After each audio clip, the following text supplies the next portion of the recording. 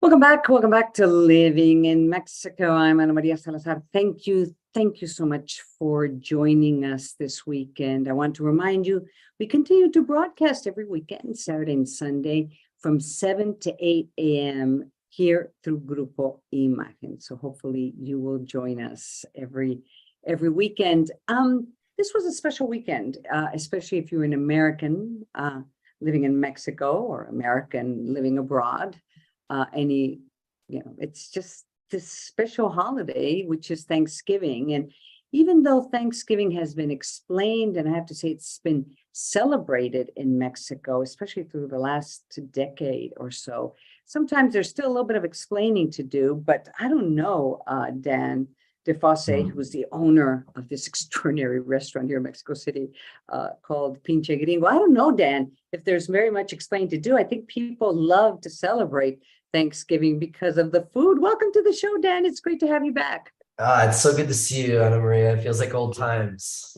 It feels like nostalgic, old times. Yeah, I have to say, Dan and I used to work on and participate on a TV show together. It was a news program in English on TV, and I miss that show because I miss not seeing you and all our friends from Pinche Gringo. Let's talk about Thanksgiving. Sure. I mean, it's I love Thanksgiving just because of the simplicity in many ways, no presents, but really good food. What's your experience? Thanks. How have you celebrated?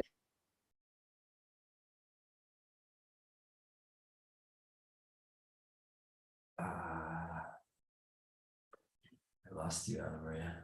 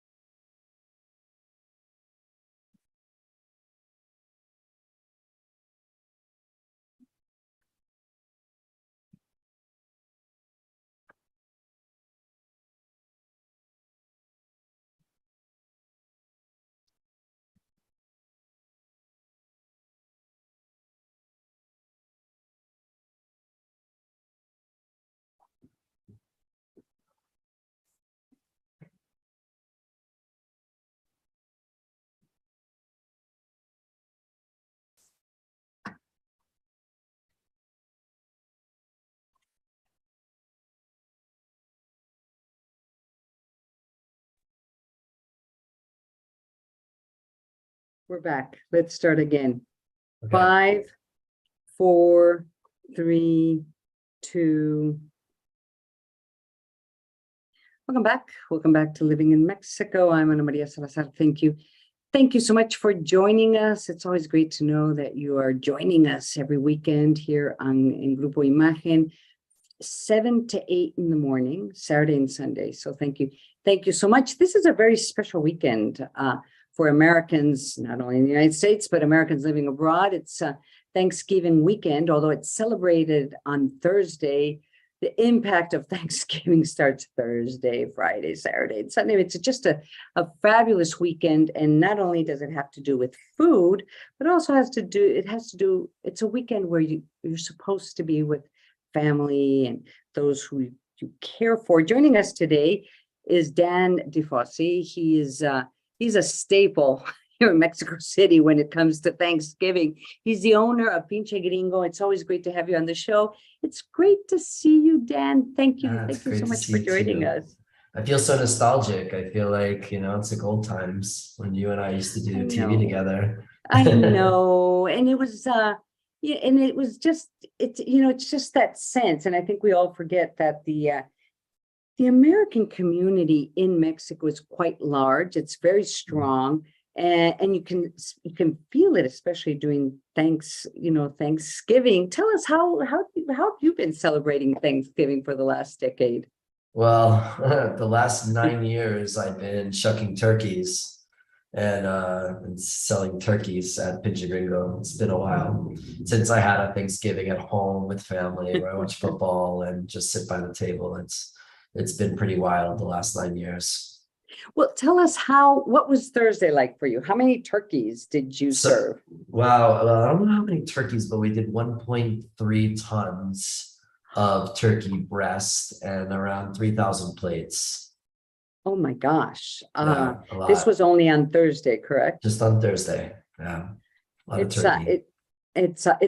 that's a lot of turkey, and turkey is part of the Mexican cuisine, but Mhm. I think most of us, even those of us who live in Mexico, kind of link turkey with Thanksgiving and Thanksgiving celebration. I was surprised how many how many um, through my WhatsApp, I would get these congratulations and these, hoping you have a Thanksgiving. I mean, it was surprising to me, and not in English. This is in Spanish. How many people were sending just kind of like reminders, and it was it Right, was I think it's always very touching because it's such an American holiday. right. Well, the interesting thing that I've been thinking about the last couple of days is how many Americans celebrate Cinco de Mayo, which we know is not a Mexican holiday, but they celebrate it to respect Mexican traditions. How many Americans now are doing Day of the Dead, painting their Hmm. face with Catrinas, doing it the wrong way, like commercializing it, of course. But why would it be strange for Mexicans to be celebrating Thanksgiving Yeah, and giving homage to the American culture? And right. also, like, the concept of Thanksgiving, it's not a religious holiday. It's not a Hmm. holiday that marks, I mean, loosely like an event we don't really know if it happened or not. And then we know if it Hmm. happened, what happened after the Hmm. pilgrims sat with the Indians, to Right. have the meal. But it's not really a religious or national holiday. It's a Hmm. holiday to bring people together, to give thanks for your friends, to eat delicious food and watch football. So why can't that happen in Mexico? And I think we've been trying to make that case for the last 9 years, and we're winning. I mean, with all the people that came yesterday, I said 3,000 plates. I would have said this year about 80 to 85% of the people that came were Hmm. Mexican. They were not, Really? yeah, That's absolutely. incredible. Mexican And friends speaking in Spanish, just coming together and eating it. Yeah, pretty yeah, fascinating, right? joining us today is Dan Defossey. He is the owner of this extraordinary restaurant here in Mexico City called Pinche Gringo. And someday I'll have you come back on the show and explain the name and how you had to fight to make sure the name that you could name your restaurant this way. And you basically focus on American cuisine. Is that correct? Yeah, Texas, Hill Country, Texas barbecue specifically. Mm. Now, the idea of holidays being shared by both countries is a very intriguing uh, idea, both for both political reasons and both and also trying to foresee the future of the border in both nations. As you know, in the past, there's been calls from even government officials at one point not to celebrate Halloween. Religious figures also were saying, you can't celebrate Halloween. Halloween is a gringo thing. It's not a religious celebration. And what is fascinating, you just mentioned about Dia de Muertos, how Dia de Muertos and Halloween have just kind of meshed together into like this Yeah, long weekend of festivities, remembering your dearly beloved, dearly departed, but also just a big old celebration of Halloween and candy in the United States, which includes kind of gruesome costumes most of the time. right. Yeah, I mean, I did a piece on my show a couple of weeks ago about how the Americans that have come to Mexico City have started to take the Dia de los Muertos holiday and basically commercialize it and Americanize it, where, instead of, like you have to dress up, like people are like, I want to do Dia de los Muertos. Like, you don't want to do Dia de los Muertos because it's about someone who died in your family. There's no Right. party that you get invited to. It's not like people have a Dia de los Muertos party. Right. The beautiful lights and flowers are because people decorate the graves of their loved ones. So it's weird if you go and you like watch people mourning, Right. their uncle that they miss. But Hmm. on the other hand, it's, the young people that are coming up are starting to rewrite the moral and social code of the Right. world. And it's not Christian based anymore. It's, based on morality, like kind of like a universal morality. And I think what's Hmm. happening here is that borders are starting to disappear because the internet is cracking and breaking through. And I think Hmm. governments and some people from older generations are trying to resist that. But Hmm. now Halloween and Dia de los Muertos is kind of like melding into kind of the same thing, like when you Hmm. dress up and you go out. Like kids in Mexico on the 1st and 2nd are trick-or-treating. Right. Well, Oh, I've the whole issue of trick or treating in Mexico is such an interesting discussion, because when I was growing up in the northern part of the country in Hermosillo, we used to have people trick or treating for 3 days. They would come for I mean, nobody could really figure out what the protocols were. So my mom would always try right. to have candy. And it got to a point that she said, I'm only giving out candy on On the Halloween. Thank you very 31st. much. On, Exactly. Yeah. That's the only on the time where you went 31st. trick-or-treating when I was a kid, right? You could only do it Yeah. on the 31st. And if you missed the 31st, you missed trick-or-treating. You couldn't do You it. missed it, yeah. And it was, and there's also this sense, because you also look what's happening in the United States in terms of music, in terms of you mentioned Cinco de Mayo, in terms of food. Oh my gosh, I mean that kind of the way that both cultures are just kind of assimilating into this, Right. kind of this new universe, which is very much reflected on the border between both countries. I've spoken a lot to different friends and experts about, what is the Mexican culture? What is the American culture, which is even more difficult to define because of its diversity. Mhm. But there is this new culture that is somewhat being created around Mexican traditions that are being assimilated by the American culture, and American traditions that we now see that have been assimilated by Sure. the American culture. And it becomes kind of like this, this kind of flow of celebrations, especially towards the end of the year, because I mean, Mhm.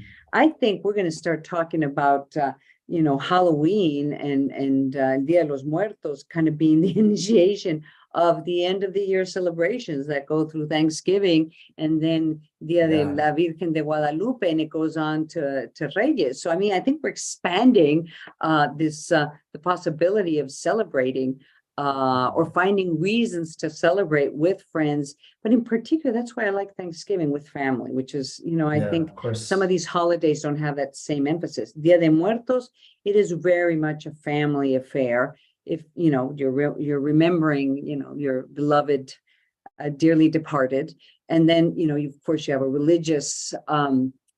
religious celebration, Dia de la Virgen de Guadalupe. But Thanksgiving is also a family celebration, or Yeah, well, not I only hope the family, Americans but don't those get are a close hold to of, you.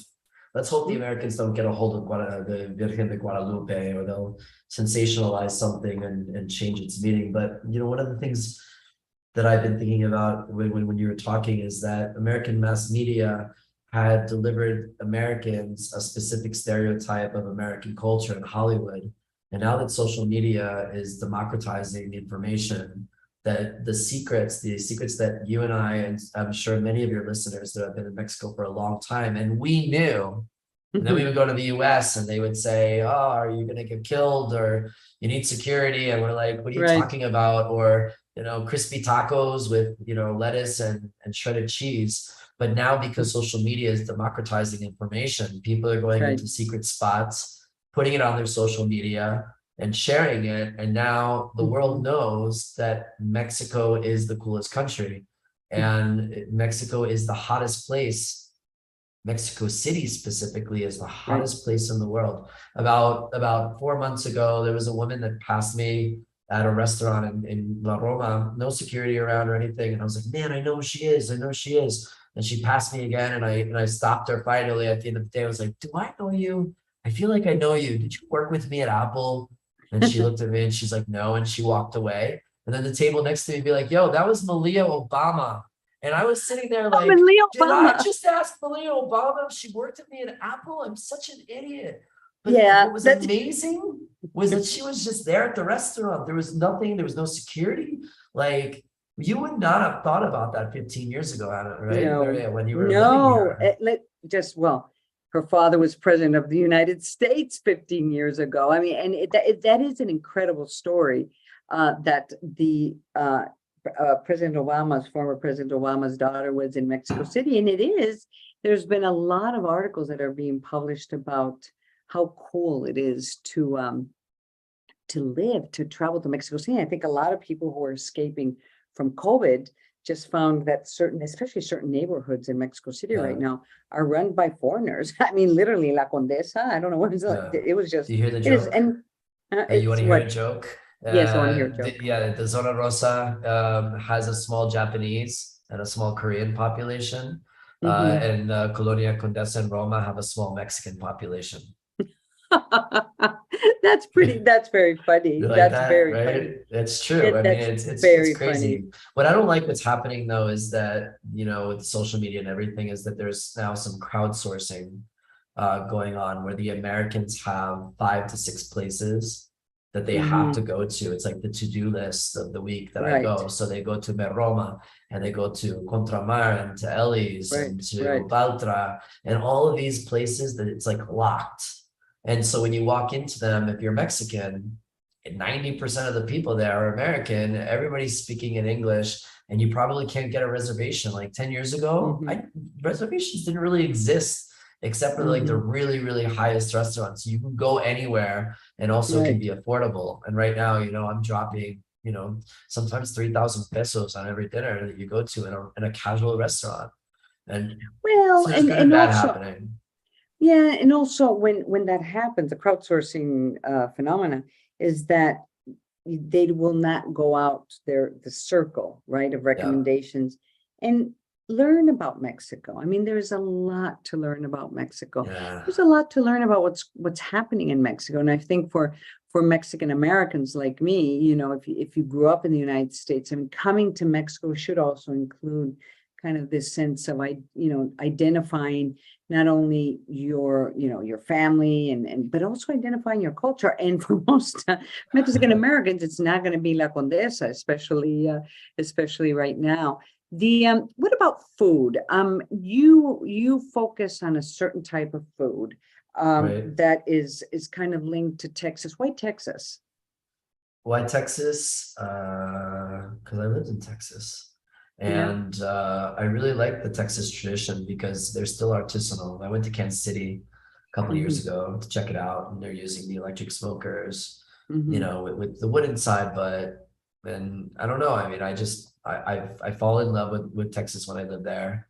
Austin had this movement where they were modernizing traditional barbecue. You had the Aaron Franklins and the Muellers, Leslie Ann, which was Leanne Mueller, and all this kind of hipster mix of Austin cool and Texas tradition that made some really good barbecue.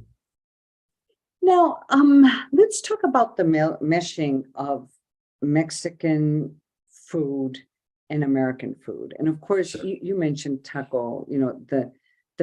Texas has a very interesting kind of mesh and kind of, they kind of unite with food that you recognize as being somewhat Mexican, but with a very strong tradition of Texas and vice versa. I mean, now you have this extraordinary restaurant where you're a celebration of American culture here in Mexico City. Let's talk a little bit about kind of the meshing of these styles of food. Well, I mean, for me in particular, I made a very strong decision at the beginning not to do that.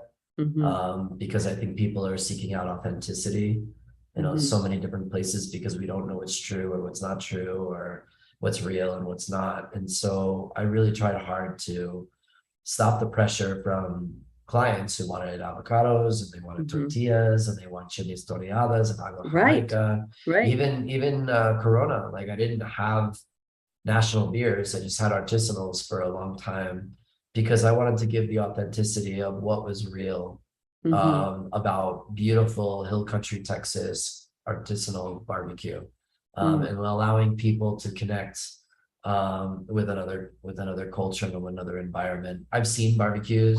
I've done that. Mm-hmm. It's delicious. Like there's a place called Valentina's in Austin, which I'm a huge fan of, that Right. have flour tortillas and they use mesquite, which is a very, border type of wood that has a Mm-hmm. very pungent and spicy Right. flavor. Mm-hmm. But yeah, I But mean, that's Mexican. yeah, it definitely is, and they're a big hit, and people like it. I mean, Mm-hmm. they homemade their flour tortillas. And Mm. just for me, my idea was let's give the authenticity of what So really we're is so American we're not going to culture. have pavo tacos or pavos tacos made out of stuffing out of your restaurant, Pinche Gringos. It No, probably would no. be good. I have a sandwich called Thanksgiving in a Sandwich, and it's only for Uh-huh. the month of November, and it has turkey, stuffing, Mm, bacon, and some other really cool things in it. And it's like really eating mhm. Thanksgiving dinner in the sandwich, and people go crazy over it when we Oh, launch I it at the bet. beginning of the month. It It's sounds really good. delicious. I Yeah, know it it's early in is. the morning, but I mean, I wouldn't mind having one of those, and warm them up as the weekend continues to remind me how much I love Thanksgiving. I'm still stuffed. I had turkey at my You home. can eat I want. Thanksgiving dinner in the morning. This morning we had 250 people, uh, or yesterday morning we had 250 people at the restaurant, because we do this Thanksgiving for Heroes the day after Thanksgiving because we Mhm. sometimes have leftovers. And we invited 250, well, it was, I think it was 100 police officers Oh, and wow. 150 neighbors with Hmm. with needs. And Hmm. 10 o'clock in the morning, we gave them all Thanksgiving dinner and Oh everybody my ate it gosh. all. Like I was sitting there like, I can't do this. Like I need some eggs, but people really enjoyed it and filled them up, pretty early Oh in the my morning. gosh. And there is nothing, and I like I like pavo made a la mexicana. We've one Thanksgiving we had pavo, we had turkey with mole, which is, Okay. It it's was like also a really la good. Mexicano, you rub Valentina sauce on it or No, put my some God. tahine Oh, or no, no, no. But we had mole and turkey, and it was very good. And that is, in fact, a traditional Mexican dish. But it is, when you It's think about beautiful. Thanksgiving, you really have to adhere to the basics. Just grilled, Yeah. really big turkey and stuffing, and then there's all the debate of what you put or you don't. What do you Well, I use or not in mean, your stuffing, and cranberry at the side, and mashed potatoes and with sweet potatoes. I mean, that's kind of our tradition. And believe it or not, sometimes we have tamales with it, which is also, which we, okay. yeah, It's just kind of it's like a holiday, like Christmas yeah, time. yeah, Going into that, right? Tradition, mm, deer meat and everything. yeah, All this yeah. border stuff, Maria, I think is like just all made up by governments and political power and issues, and Hmm. immigration and all this stuff. And Yeah. what I like to do at Pinche Gringo is to allow people to come in, try something Hmm. different, but then realizing it's not that different. Like we're Yeah. all very similar to each other. And Very. that's what the beautiful spirit of Thanksgiving was this year, is that people came in. There was a lot of couples that one was American, one was Mexican. Then the American Exactly. wanted to show their children a different culture that they were used to when Right. they were growing up, which is Hmm. really beautiful. There were Yeah. some Americans that were in town because, their American son moved here during the pandemic and now they wanted to check it out. So there was just a lot of that because, the funny thing about Americans is that anywhere in the world you are on Thanksgiving, you have to eat turkey. You have to. Exactly. You cannot not do Thanksgiving. Like I Correct. was in South Africa in 2010, or Mhm. 2012, I think it was. And I found a place and I had a turkey dinner and I was very Turkey. happy Now about it. I'm not the best cook in the world, so we had to go and search around for turkeys so we could celebrate, or I would come to my parents' home and up here in Hermosillo, and we would have a great turkey. In fact, we just had a great turkey that was cooked by my extraordinary brother, who's a cook, and it was just we dream turkey for the next week. It's nice. It's always great to have you on living in Mexico. So hopefully you'll come back and we'll continue the conversation. Whenever. Thank you. I love talking to you. We could probably talk for hours, you and I. I know, as and we there's a always lot of do. politics that we need to talk about, which we didn't have a chance because we're celebrating Thanksgiving. So we're not Yes, going to no talk about politics on politics 'cause Thanksgiving, right? Like it's a no rule. politics. You know, That's a your drunk rule. uncle might start talking about Trump when then the other guys get upset And you and there's just go, crying and yeah, it's good yeah, just no. not to talk politics. Politics aside. So the next time you come on the show, we'll talk about politics. Dan All right, Defossey, ready for he's that. the owner of Pinche Gringo. If you're in Mexico City, you definitely have to check it out. Let's go to commercial break. I'm Ana Maria Salazar, and you're listening and watching Living in Mexico. I'll be right back.